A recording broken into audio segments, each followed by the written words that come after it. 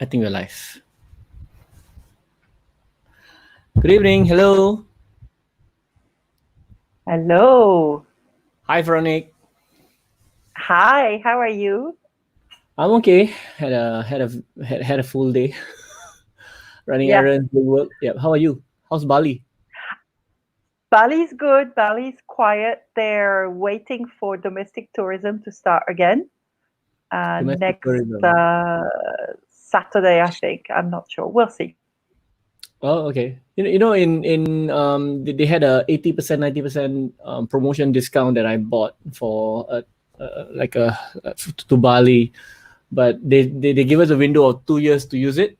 So Yeah, I don't know when exactly Bali will reopen, but I'm looking forward to maybe travel a little bit. But I do enjoy my time in Singapore, staying yeah. home, saving money as much as I could rather than spending it unnecessarily on travel.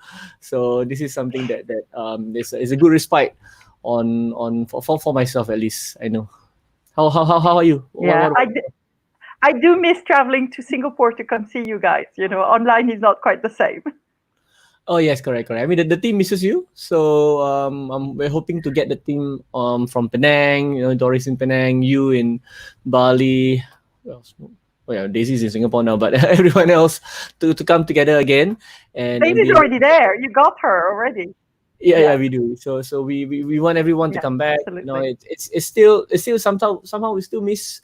We had a team lunch earlier, and somehow we still miss like some of you not who weren't there, so it is still something missing. It's like a missing piece, so it's never complete until everyone is around. So sometimes when we're overseas and all of us are together, now I can understand why That's I true. somehow try to maximize it as much as possible for team bonding, team activities. Yeah, yeah, that is true. That is true. Yeah, Right. well, we'll see. I do, as I said, I miss traveling, but that's okay. It'll happen soon enough. Yeah. So I hope everyone who's watching this is having a nice time back home, wherever you are, doing whatever you're doing. And I believe that we have more or less adjusted ourselves with the routine that is circuit breaker, lockdown, Hmm. whatever by now. And we should have also by now, I believe, adjusted to easing out of that lockdown, right? So a lot of things in Singapore and Malaysia has improved for the better, as I believe. In the US, however, it's a little different. So I believe the topic for today is apt to discuss about what's going on in America. Am I right? Is that a particular topic for this evening? Yeah, that was the first question. I hear it a lot, so I figured it would be great if you could address it, just Hmm. maybe I understand. generally, but also as what does it mean for us? All right.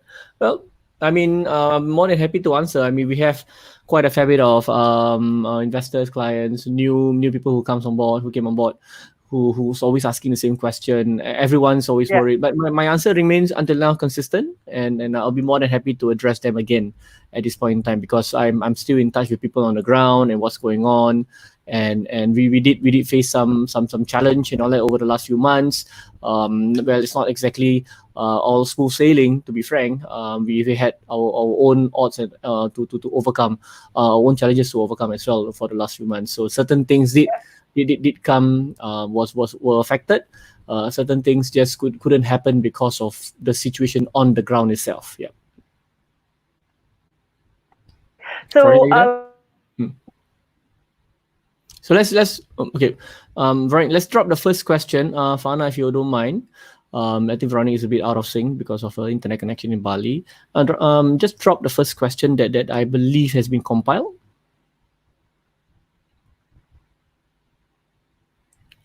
yeah, can you hear me now? Yes, I can. So let's drop the first question. Okay, great. Yeah. Yeah. All right. So the first question that was compiled was this: we are far away. What is actually going on in the US right now? Okay. All right. So Veronica, I'm sure you read the news a lot, probably more than me. You Too much, consume a I lot think. of content. Consume a lot of content. I'm trying to as much as I can to keep up with a lot of content, a lot of knowledge, a lot of what's going on in America. with finance, with economy, with the Federal Reserve, with the government, with projects, with a lot of stuff. There's so many moving parts, and I have Yeah. no idea where to start, honestly. Yeah, I think we're the same, right? I Yes, mean, I'm used to doing that from my old from my old career in finance, but it's what do you hear is the question, and what do you choose to focus on? Because the truth is, the news themselves will only carry the bad stuff because that's what sells, correct. That's right. They need right? So ratings, the right? They bad need news ratings, sells. they need viewers. Yeah. So bad news sells better than good news. Yeah. So Mhm. what's really going on? All right. So part of the things that I notice is this. A lot of bad news gets like we said earlier, gets perpetuated a lot more aggressively than good news. A lot of bad Yes. things in America has always been perpetuated a lot more. It goes viral a lot faster. So Yes. when we read the news, as I've always mentioned in a lot of my videos, a lot of my webinars, I've always mentioned and caution everyone not to get too drawn in to what they read in a headline, okay, and then start commenting without oh sorry, I saw a mosquito right in front of me. I was trying to catch it, sorry, and without I get and these too. lost my train of thought. So don't get too drawn in too fast without discerning Yes. the and read between the lines and understanding the facts on the ground. Okay. And to really even news that is very that do you feel will definitely in your opinion make sense, like negative news about what in the world is Trump doing, what is it, exactly are the people in that party doing in this, why are they behaving like racist behaving, whatever, right? Which is what part of the news is happening now. So instead of getting too drawn into what they feel is really happening, instead, what I feel, take a pause, discern yourself exactly what kind of news that you're reading. Don't just read the headlines and make comments. Read the entire paragraph, the entire content, and then the next step, go and dig deeper into what exactly is happening and read others from other source of news. You will realize CNBC might report something else, CNN report something else, BBC report something else. They always have a different angle of reporting. Okay, and then you go into a Yeah. bit more neutral sites like Russia Today. You go into like more like this website that I like to I sometimes refer to, Vox, or then you go to the extreme right, extreme left. So you have to discern from what exactly is relevant, and don't get too drawn in too fast into bad news. My opinion right now, America is going through a transition stage. Okay, there has been a lot Hmm. of people on the ground, white people, black people of all races. They are calling for more social justice. That's for sure, right? They are calling for more social justice. They're calling for more anti-racist rhetorics. But in my opinion, I don't believe Trump is intentionally trying to enact racist policies. I don't believe so. Hmm. Okay. I do Yeah. believe, however, that he has created policies that is actually good for the country as a whole, but they are not getting reported as much as his some of his tweet that he, he tweeted that goes against him, some other stuff that is just Yes. so negative in stature that the CNN just pick it up, and because a lot of them are just anti-Trump, right? So they pick it up very much, and of course they start sounding the gong about how he's such a racist president and blah blah blah, all this and that, okay, and how his party is just behaving like crooks and all that. So I Yeah. always urge you, pause first, pause, don't just buy into that too much too fast without really reading the context and finding out deeper into what's going on, Yes. and do ensure you don't get too drawn in to all this negative news. America is going through a Hmm. transition. They are calling out for more justice, for more social justice, for more reforms to their whatever that's going on in the US. And I believe it is actually a good thing for the time being. I'm just a bit concerned that all these people who want social justice, who are so passionate about the civil right movement, right? Too many civil liberties, right? They're so passionate about it that they get blinded to what exactly is harmful to them, right? Which I think is just I just could not reconcile or comprehend that they just ignore COVID-19 warnings and they just gather in big groups, and now what's going on? Whatever the protests that they form in all these large groups, and the US is reporting back a surge in COVID-19 cases. Yeah. So that's a And I think paradox. it's happening on both sides, right? Yeah. And I'm more concerned about what's going on the economic front than anything else. That's right. Correct. So in terms of the economic front, especially at this point in time, the economy is hard hit when things have to shut down. So now the governors Yes. of each state, right?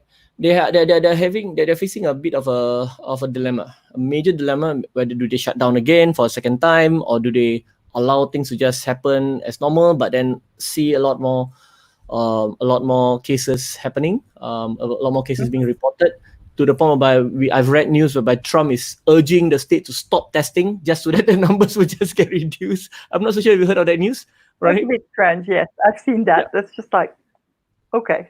Yeah, he's asking for stop testing people so that we don't have to report too many cases.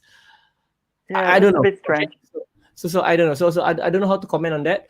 But I do know for sure the cases are surging again, and that's that's the part that I just could not reconcile with myself. Why are they allowing themselves to be infected? Which I have in my investors report, that I say probably in Singapore we're having a general election soon, right? Yeah. But the sentiment on the ground, only a portion of the country is really into it. I am frankly not so much into it. I don't know why. Okay, probably it hasn't reached to me yet. But when I see how politics have a big part to play in the American societal fabric, right? It's like they're just so passionate about their own country's politics, democracy, whatever you want to call it, that they just blind themselves to what's harmful to their health. So I salute them for that passion. I salute them for that passion. I salute them for going all out to demand answers and justice. I just could not comprehend risking my life in the in the in the journey. That's just something that I feel. Yeah, that's different. What does it mean for us in terms of, I know you talked about the changes and, for instance, the movement from people from high density living into probably the suburbs and everything, which would be really good for the type of investments that we're looking at. That's right. So right? so correct. Go ahead. Sorry. Yeah, no. So my question is, what does it mean for investors in terms of how we look at things? I know normally this time of the year would be the busiest time for transactions because people would be moving before school, right? But where are we at with that for the type of investments that we do? All right. So in to mention on this, to expand on this point, there were a couple of real estate experts that we both of us signed up on, Jason Hartman, George Cameron, and all that. So they have run their own research. They have run their own study on the movement from high density living in the city, all this metropolitan area. They're seeing an what do you call it, outflow of population away into the more suburban areas. All right. Yes. Previously, many decades ago, people are from the suburban areas. They're moving to the city because they want to be able to be part of the lifestyle, right? They want to be able to be part of the lifestyle near their job, near their office, and then they want to be able to go to restaurants, to all this. That's it's like a lifestyle that they feel they like the city lifestyle, but probably restaurants, shows, yes, bars and all that, right? So now there's a trend to move away because of health. And they feel because of technology, it has allowed the ability for them to work from home, and they want more space for themselves. And they are questioning, why are they paying so much to live in a city when they are not exactly enjoying all the benefits all the time, when they can have a much bigger space elsewhere in the suburbs, and they can run around. They can probably run nickel around the yard, right? They can do whatever they want. They can shoot things at the back of the backyard, so they can do a lot of stuff on their own in their own suburban area. Okay, and that's Yeah. that has been the trend happening now. So a lot of people are moving away. So it's coincidentally, a property that we were trying to sell in New York was a bit difficult for us to sell previously, but it just got offered. There was an offer for it, and we are like, oh, okay, let's grab it, because those people, they are moving away from the city, right? So they're moving away from the city, and they made an offer, so they are coming in and buying properties in the suburbs. So we anticipate more of all these people moving there, and they want to buy something affordable. They don't want to buy something luxurious. They want nice backyard, but they don't want it to be too big, because they have to maintain the entire place, right? So with such big lawn and all that, it can maintain. They have to mow the grass, so they don't want too much of it, but they want enough for them to run around, like I said. So it is going to be a trend for quite a while, before I feel that medical technology can somehow overcome flu in in an instant. Medical technology can somehow assure us that if there's a flu outbreak another time, the ability to cure it's a lot faster, before people get sick of the suburbs, before they move back to the city. So human beings are just like that. The law of diminishing effect, I believe. They like something for a while, like Zoom. Now there's Zoom fatigue. I am fatigued with Zoom. I have enough. Sometimes I just want to meet people in person. I'm sure people who are going on Zoom all the time, all right, they want to be able to meet you in person. Okay, but we are embracing Zoom or online meeting a lot. So we make it as part of our business model now, before we eventually meet people in person. So at least it optimize resources and make it more efficient. So this is human beings, they will naturally get sick of something when it's too long with them, like living in the suburbs, living alone. They want to go and meet people. So I think I can have this when I'm near the city. So they want to move back. So this will be a trend. I believe that's that, but I'll probably give it another 10 years or something. But for now, people are moving away from the city to the suburbs. That's what I believe. Absolutely. So what you've been seeing is more demand for the types of properties that we actually are offering. That's right. I believe so. So when we buy away from the city in the suburban area, so those are actually single family homes, even multi-family home that's not so high density is fine as well. So they want to move more outskirts of the city. This is something that we're probably looking at a lot more. Even like in Houston is a big sprawling city, right? But the city area or the CBD area is where people want to be away from, where there's a lot of apartments there. Those places might be affected, but the single family area right outside of Houston would be a lot more attractive. They want to be away from population center, but near enough. But if they want to go back, it's not going to be too far. So it is something that we have to look at for ourselves as well. Yeah, of course. Are they? Is there a lot on offer at the moment for properties in the for our investors to purchase? Is there a lot of properties that would fit our criteria that we could? All right. Frankly, I'll say yes and no. The frustrating thing is with auctions when it keep getting pushed back. So a lot of our investors were wondering. Yeah, they keep coming to us. When is the next auction? But I have no control over the auction, frankly. A lot of auctions that's happening now is not so attractive. So auctions for the last 3-4 months have been pushed back. They're just not allowed to foreclose because federal government came on board and just push it back, right? Okay, so a lot of cities have pushed, but there are some auctions that's happening now because I think that ban has been lifted, but the available inventories are just not attractive enough for me to group them up and enter the auction. So we're still waiting for the auction. But other than auctions, there are direct sellers, wholesalers who are still selling because they have access directly to the seller who is motivated to sell. And those are the ones that we're looking at a bit more at this point. So those are properties that we want to identify so that we don't have to go into an auction all the time, but we find 1 or 2 properties sold by wholesalers. Then we'll try and see whether those are attractive enough for us to put them under contract, and then we want to probably flip or rent those properties. So can you explain to people, I think the concept of wholesalers is typically American. Yep. I've never seen that anywhere else. Yeah, you don't have that in Singapore either. So it's technically the middle guy, right? This middle guy, if wholesaling in America is one of the easiest way for anyone to start being involved in real estate. That's typically it, Oh, because okay. yeah, it is the always the first step to real estate investment in general in America is always wholesaling. So that's always the first step. It requires very little capital, and it doesn't it can be done part time on the side when you still run a full-time job, because when you as a wholesaler, what you want is to find motivated seller. So in America, you can either drive to each around the neighborhood and then send letters to every house, get them to call you saying that I'm interested to sell. Can you help me sell this property? Maybe they're not using an agent; they just find a wholesaler, and then the wholesaler go to the property and it's okay. I'll buy it cash, okay. And then what he does, he doesn't put cash down for the property. He put the property under contract, all right, whereby the wholesaler Right. allow him to sell the property by finding another buyer. So he finds a buyer. He has a list of cash buyers. All right. So he connects the Okay. two together. All right. So he connects the two together, and then he makes an override from the buying and selling. So the seller might Oh, be I selling see. at 150,000. He sell to the buyer at 155.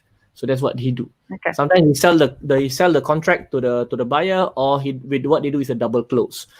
Either one will do. So the easier one is to sell the contract. So it doesn't require much capital. A lot of capital that they spend is actually on marketing to find motivated seller, and then they spend money on marketing to find buyers. So they're spending on the marketing side of things rather than trying to be an Right. investor. So they do this as to get their feet wet, to give themselves some experience in the world of real estate before eventually they start fix and flip on their own, because that's where Right. more money is made. Then eventually they upgrade to multi-family apartment complex and all that. So wholesaling is always a good first step, but wholesaling for Singaporeans is tough because you are not there, all right, to find the seller. So you are competing with Americans who's local to the market. So you are at a major Yeah. disadvantage. So this is something that Yeah. you have to take note of. Yeah, Yeah. This is where you need the right people to be looking after your properties that's and right. Correct. looking, scouting and everything, right? Yep. Okay. And are you receiving a lot of offers at the moment from wholesalers?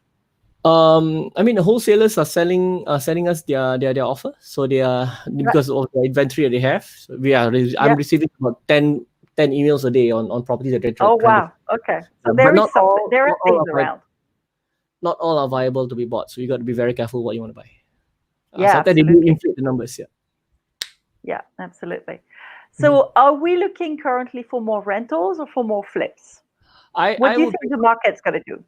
I would prefer for us to look for more rentals at this point in time, Yeah. because of cash flow, because I feel cash flow is king, and being able to have cash flow for yourself would be something that in terms of wealth building, it is always a good first start.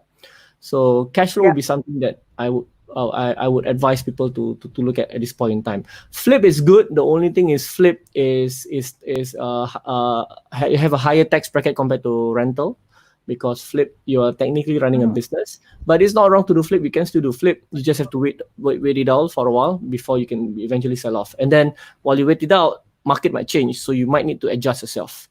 So this is something that you have to understand and be able to embrace if you intend to do flip or rental. Well, rental generally, as a rule of thumb, as long as you have cash flow, and then what you should do, look at the rental yield that you can get per year, net or Mhm. gross. I will look at gross first before you look at Yeah. net, because net is subjective on the property, on how Yeah. much maintenance it requires. So gross would be a good start.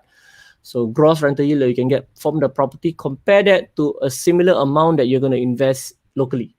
Okay, similar amount you're going to invest locally in Singapore, Malaysia, whatever. And then you check whether that yield that you get in the US is it higher than the one you can get locally. So this is something Yeah. that you can consider. Then you make a good decision whether you want to buy local or buy US rental. I believe I've done a lot of my research. When I can get 15% yield net on the property in America, in locally I get negative in Singapore. So if I want to get something positive, I have to go up north. Then I get about 3, 5, 6%, maybe perhaps. So it depends on the Right. property that I buy and how cheap I can get those properties for.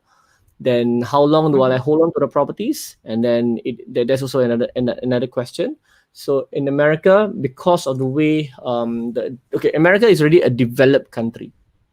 All right, Hmm. it's a Yes. developed country. Many counties, many areas. They have a lot of jobs moving there. So properties there doesn't appreciate so widely in some areas. Some areas do, okay, but you got to be a bit more careful in those areas like San Francisco, Denver, because these are very highly expensive, high capital appreciation area, right? They can also crash anytime. You got to be very careful in those places. But in places where we want to own property for rental, the appreciation is generally a bit flat. It doesn't appreciate so high, but the Hmm. cash flow is good. So it gives you cash flow. So you want this cash flow, and then eventually you want to sell. You might sell it for maybe a good profit. I mean, in 5, 10, 7 years or whatever. All right, then you can sell it and get your capital gains, and get your proceeds, and then buy another a bigger rental property down the road. Right. Yeah, Mm. that makes sense. What about Airbnb? I know some people are saying Airbnb is dead. Airbnb. Well, it depends. If they read the news that Airbnb is dead because they feel that the company is in trouble. Well, what happened is Airbnb is very dependent on vacation. So when vacation gets um when it got squeezed by governments all around the world, so it became problematic when people who buy property, they didn't exactly buy. What they did was they rent out. There's a term called rentapreneur. Okay, they rent from the landlord, the owner. They take maybe $3,000 rental from the landlord, but because they Ah, they do an arbitrage with yeah. the the Airbnb, so maybe they can make 6,000. So they earn the difference of 3,000. So the problem was when they are locked in for a long time, for a contract of 12 months or 2 years or whatever, right? Long term contract to be able to get a lesser to pay lesser rent. When the Hmm. demand got squeezed by the lockdown, okay, so there's very few demands, and then no tourism traveling in the area. So Yeah. those places that are tourism heavy, very tourism reliant, those places get hard hit very much, and they get hard hit very Yes. much. They just dried up. Like Orlando was one of the places where a lot of entrepreneurs went bust. Right, they literally had no more money to pay the landlord, because technically they had to pay the landlord. So they asked for forbearance, they asked for push, they just don't want to pay the rent. So those model got squeezed a lot. But if it is your own property, is different. So that's another story that I can always explain another time. If you are not overly reliant on a very high tourism area, you're looking at an area like, example, that we have one property on Airbnb this week is in Houston. Okay, Houston is a place where there's a lot of jobs. There's a lot of business travelers, and the thing Hmm. is, people don't realize business travelers now are shying away from staying in hotels. They don't want to stay in hotel because it's high Ah, yes. density. Is it? It's high density. So when they go to hotel, they're like wondering, okay, am I going to stay with a lot of people there? And they're not keen. So hotels are not exactly the place they do the first stop. So they want to find suburban properties on Airbnb. So those places are where business travelers are going to. Is it? So if your Yes. house is That on makes sense. Airbnb and you're not exactly overly reliant on tourism, you're actually quite safe. so that's so so you might read on the news Airbnb people dying, and then Airbnb say they're going to shut down. Yeah, that's true. They're in trouble. Airbnb is in trouble because their model is very different, right? But if your property is on a vacation rental, on a short term stay with a different strategy, you can still survive. Yeah. Mm-hmm. Someone's angry with us. Yeah. Yes, go What? ahead. No. I think there was a mistake with the Facebook reaction. Sorry. Good friend of mine, is a good friend of mine, giving me an angry Yeah. button. Okay. I hope so. I, Yes. uh, I hope so. So I have one last question, and I know we're out of time, so it's going to be quickly. But we sometimes get questions from people that want to buy properties either to live in the US or like on holiday, or they want their kids. Their kids are studying in different places. Yeah. Can Noble Sky help with that? Yeah. So what we have is this new product in the future that we're calling Skylux. So Skylux is Okay. it's maybe we coin it after the word luxury, but it doesn't have to be luxury, but it's a nice name for me to to use. But It is you're a nice name. you're essentially using some form of leverage, US banks, to buy properties in the US. You are going to service a loan. The reason being why you're going to use leverage. So I'm not a proponent for that. I don't like to use loans on the upfront to buy property in America. I prefer using cash upfront. Hmm. Okay, you leverage within Yeah. your group of investor, but this is a bit different. You can use leverage because of the low interest environment in America Hmm. now. It has allowed even sometimes foreigners, they would definitely open up to foreigners very, very soon to be able to buy property at about 4%, 5% interest rate, which is actually already very low. Okay. Of course, you cannot compare it to like Yeah. a local buying in the US for their own home, their own state. You can get as low as little as 2%, 2.8% interest on the loan. That's very, very, very low in America because you're a homeowner Yeah. living in that house. Yeah. You're an investor, even a US investor buying a property for investment purpose. On a 30-year fixed rate loan, you will probably pay about 4%, 5%. It's hard for you to get below 4. It's about 4 to 5%. A foreigner might pay a bit more, sometimes up as much as 8%. That was what I paid last time when we do a refinance. But as of now, there are cases whereby I've gotten offers Yeah. whereby they can do a good 6%, 5.5%. Wait for a lot. Wait for a bit more. They might even lower it further down. So when the interest rate gets very low, it becomes more attractive for you to go in and to buy those properties that are in an area, okay, whereby it is a place whereby you is desirable enough for you to go there and stay, or for your own vacation in the future when hopefully COVID-19 is gone, or for your kids to live in. We had a couple of queries Hmm. from some investors who came to us. They want to buy properties in New York City. I kid you not, in New York City at this point in time. So I said New York City right now, when I showed him the transactions, right? Okay. There were like almost 50 properties, a lot of properties on sale, but last transacted properties sold was only 3. So you see a lot of inventory, people are trying to sell, Wow. but what get Yes. bought eventually was just 2 or 3. So that shows you that the prices are just going to be you're going to Going dampen even down. further Going down. Yeah, down. yeah, because people are just going to be more desperate to sell eventually, and especially Hmm. in New York City is a high density area, right? So you're going to see more of these properties, luxury properties, but not all luxury properties. I watched a video by Josh Cameron that say that people who are rich, they're just finding they have no other options but luxury property to put their money in. So that was what that a lot of experts did not foresee. You see, they didn't foresee that, right? But because there are just so many properties on sale but very few properties sold, we do anticipate the price correction to happen down the road. So when that Yeah. happens, is when Yeah. I would say it is a good time if you're intending to buy properties in those areas where you can see all these prices dampen. All right, and those are the time Hmm. that you should enter and buy for yourself a property whereby you can call it your own. This is not for investment purpose. This is just for you to call your second vacation homes halfway across the world if you intend to go there a lot, and or you want to send your Yeah. kids to study. They can use the house to stay in. At the same time, if you're not there, your kids are not using it, if nobody's using the house, we will help you to put it on short-term stay, and so that you can at least earn Yeah. some income to subsidize your loan repayment. Yeah. Yeah. Mhm. So that's an interesting one, and I think that that's definitely something that we'll look at eventually. Yeah. So Mhm. and I think you're right with long-term stay as well. Just before we close, even if it's not called Airbnb, it always existed and it will always exist in the US. Yes, it will. I'm sure. I mean, Airbnb will Yeah. definitely change the model to accommodate to the current situation now, to the current economic environment. But I don't believe they're going to go off so fast because they have that there would be big players, big investor banks and all that who will come to the rescue because they are a viable model, I believe. Yeah. Mm. Yeah. Yeah. Absolutely. Yep. Absolutely. Well, thank you for taking the time and answering all these Thank you, Ronnie. questions.